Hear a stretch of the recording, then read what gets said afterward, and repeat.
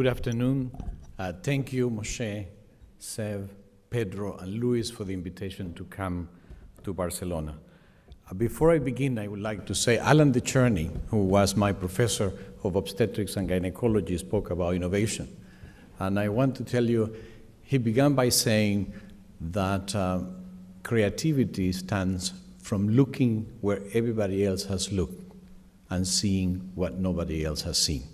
Well, my first paper in obstetrics and gynecology stood from one night in the operating room at Yale New Haven Hospital when we saw an ectopic pregnancy that was unruptured. We had laparoscopic instruments, and Alan decided that this was an opportunity, and we opened the fallopian tube, pick up the ectopic pregnancy, and that then became the standard approach to surgical management of ectopic pregnancy. Innovation, creativity, I think it was a little bit of both. So it's a great pleasure to be here. The subject that I'm going to discuss with today is the most important challenge in obstetrics, the prevention of premature birth. And yesterday, this subject was in the news. There are more than 20 news releases that the WHO called to the attention that 1 in every 10 premature babies in the world are born preterm. And this applies also to the United States. The lags in global measures of premature birth were approximately in the 100th place. Now, 11 million preterm births occur in Africa and in Asia. There are approximately 13 million preterm births worldwide, 900,000 in Latin America and the Caribbean, and 500,000 each in Europe and in the United States. The highest rates of preterm birth are in America, 11.9%, and in particular in the US, which is the frequency is 12%. Now here is the challenge. Prediction, generally in medicine, precedes the intervention that will lead to prevention. So we have two big strategies today to identify and predict the patient who is at risk for preterm delivery. The first one is to ask a patient if she had delivered a preterm baby before, relying in the old obstetrical history. Well, that approach has been used, and the problem it has is that most preterm babies are not born to women with a previous history, and by using this approach, we neglect the patient who is pregnant for the first time.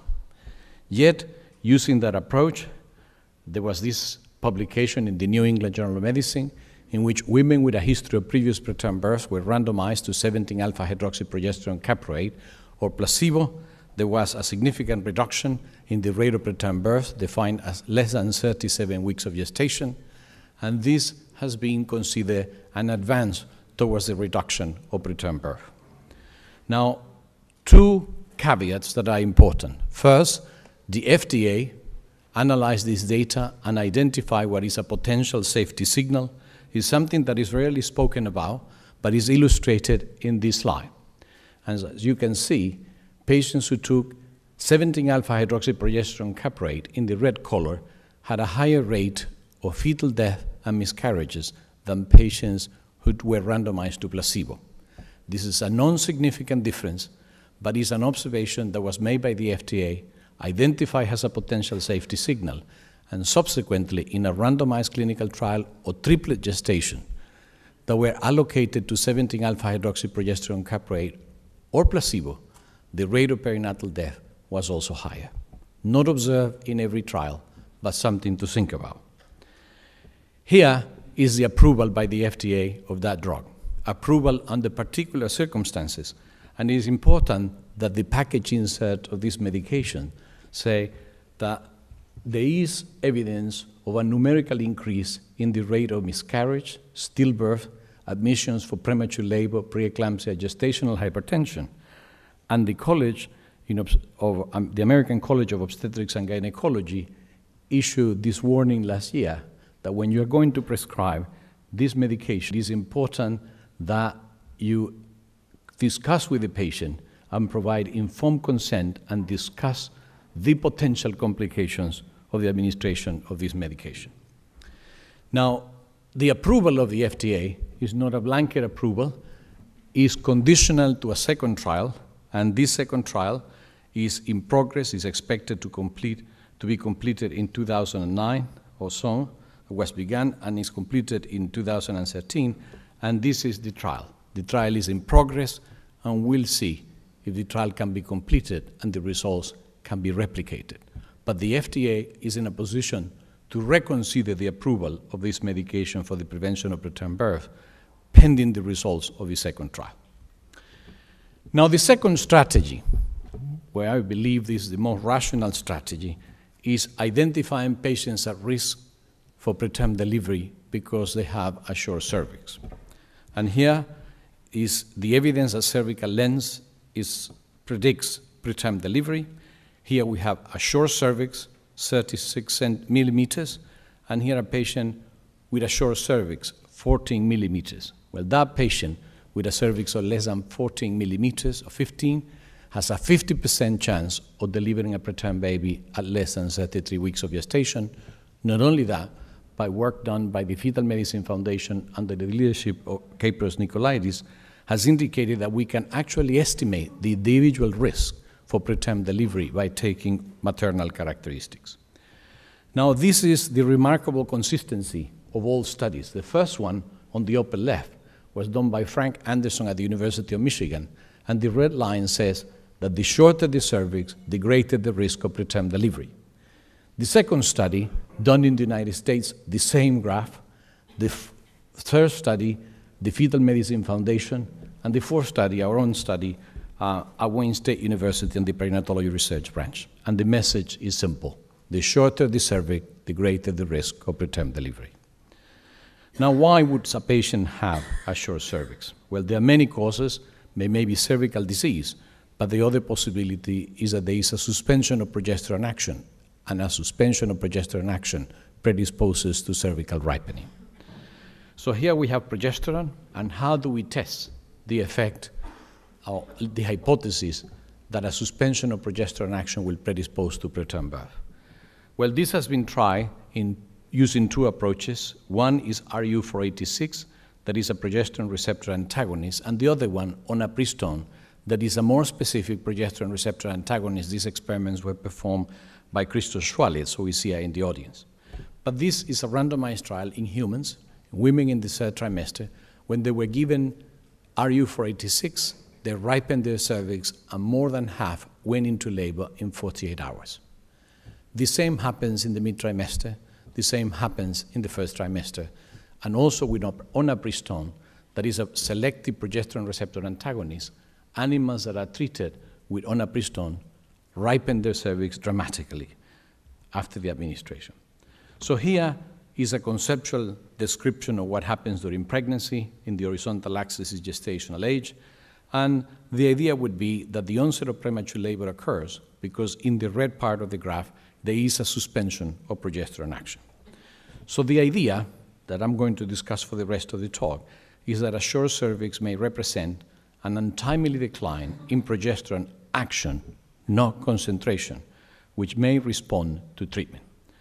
And I want to emphasize that these two compounds are not the same. On the left, progesterone, on the right, 17-alpha hydroxyprogesterone, caproate, which I discussed before.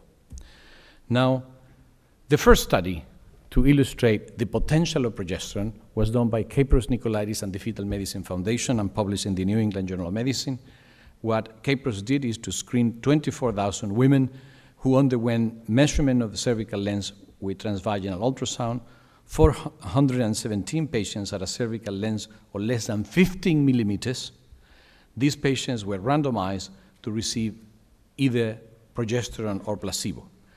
And these are the patients who were screened at 20 to 24 weeks of gestation, the number of patients that accepted randomization, and the randomization to progesterone or placebo. The results were that there was a 44% reduction in the rate of preterm birth at less than 34 weeks of gestation. And this is the most dramatic effect that has ever been demonstrated in the reduction of preterm birth. Because of sample size, there was not a significant reduction in neonatal morbidity, but was clearly a trend. Now, we organized a second trial that was international trial to test this hypothesis. It was called the Pregnant Trial, and it was conducted in all these countries. And we were informed by the experience of Capros, and we conducted a trial using singleton gestations alone, because there was evidence that progesterone would not work in patients with multiple gestation. We narrowed the gestational age to 19 to 23 weeks of gestation and used a cervical length between 10 and 20 millimeters. So we excluded the patients who had a very short cervix because they tended not to respond to progesterone, and we excluded all patients more than 20 millimeters. The treatment was either patients randomized to placebo or progesterone vaginal gel, 90 milligrams, and we began the treatment between 20 to 23 weeks of gestation, and we continue it until 36 and 7 weeks of gestation. Vaginal progesterone gel or placebo. And the primary endpoint of this trial was a reduction in the frequency of preterm birth defined as less than 33 weeks of gestation. We scanned approximately 32,000 women. We identified 465 that were willing to be randomized to either progesterone or placebo, and this is what happened, and this is the population of interest. And these are the results. For the primary outcome, that was preterm delivery at less than 33 weeks of gestation, there was a significant reduction in the rate of preterm birth of 45%. For patients for delivery at less than 28 weeks of gestation, there was a 50% reduction that was statistically significant in the rate of preterm birth. Of interest, at 35 weeks of gestation, the reduction was 38%. And if we have chosen the standard definition of preterm birth, that is 37 weeks of gestation, we would not have found a difference. And what this indicates is that progesterone is more effective in preventing early preterm deliveries than late preterm deliveries. And the reason for that is because the mechanism responsible for the onset of early preterm delivery is different from that of late preterm delivery. We now have evidence that we have published that the late preterm delivery is related to a mechanism of rejection that probably is not affected by progesterone to the same extent. Now, what about infant outcome? Well, in our study that had a little larger sample size, we were able to demonstrate a significant reduction in the rate of respiratory distress syndrome. It was a 61% reduction in the rate of this complication. So a positive result in neonatal morbidity. The adverse events were similar in patients with placebo and progesterone, and there was no evidence of a safety signal, which I have referred to in patients who were randomized to 17-alpha-hydroxyprogesterone caprate in other trials. Now, how large is this effect size? How important is this observation? Well, to address that question, I'd like to compare this, what we do in clinical medicine. We use magnesium sulfate worldwide to prevent eclampsia. And in order to prevent one episode of seizures in the labor and delivery unit, we have to treat 100 women who have preeclampsia. To prevent preeclampsia with aspirin, we need to treat 72 patients to prevent one patient with eclampsia. With magnesium sulfate as a neuroprotective agent to prevent cerebral palsy, we need to treat 52 pregnant women at risk for preterm delivery. Antenatal steroids, the most powerful intervention in perinatal medicine, we need to treat 11 mothers to prevent one episode of RDS and 22 to prevent one neonatal death. And how does cervical ultrasound in a short cervix coupled with progesterone perform? Well, we need to treat 14 women in order to prevent one preterm birth and approximately 22 to prevent one episode of RDS. So I would argue that this is one of the most powerful interventions in perinatal medicine. Now, to couple the results of the two trials, the one that Capros performed, the one that we performed, and others that have been performed around the world, we conducted an individual patient meta-analysis. And this was the publication, and this is the team of investigators that contributed patients to this individual patient meta-analysis. It included not only our trials, but those performed in Turkey, those performed in Denmark, and in other parts of the world. The objective of the meta-analysis was to examine the effect of vaginal progesterone, not only in preterm birth, but also in morbidity. And the study inclusion were randomized clinical trials of vaginal progesterone versus placebo. We did not include 17-alpha-hydroxyprogesterone caprate. And we took all asymptomatic women with a short cervix defined as less than 25 millimeters. And we included both singleton and twin gestations. The primary outcome was preterm delivery at less than 33 weeks of gestation. And we had 5 randomized clinical trials. All patients and all trials were high methodological quality and were considered to be at low risk for biases. We had 775 pregnant women, and we had 827 fetuses of infants because of the inclusion of twin gestations. In terms of the primary outcome, we have a 42% reduction in the rate of preterm delivery at less than 32 weeks of gestation. And this represents all the world experience with vaginal progesterone. And this is the effect of vaginal progesterone in the rate of preterm delivery at different gestational age. And for all gestational age, there was a significant reduction, including at 35 weeks of gestation. And this is the magnitude of the reduction. Again, demonstrating that the maximum effect is observed at early gestational age. In terms of neonatal morbidity, you can see that there is a significant decrease in the rate of RDS by 25%, admission to newborn intensive care unit, RDS, mechanical ventilation, composite neonatal morbidity and mortality, and birth weight of less than 1,500 grams. So this is, in my mind, very persuasive evidence that the results are consistent everywhere where these trials have been conducted. Now, does vaginal progesterone work in twins and in twins with a short cervix? All randomized clinical trials of 17-alpha-hydroxyprogesterone caprate or vaginal progesterone performed in twins so far have yielded negative results. But the question is, are all twins the same?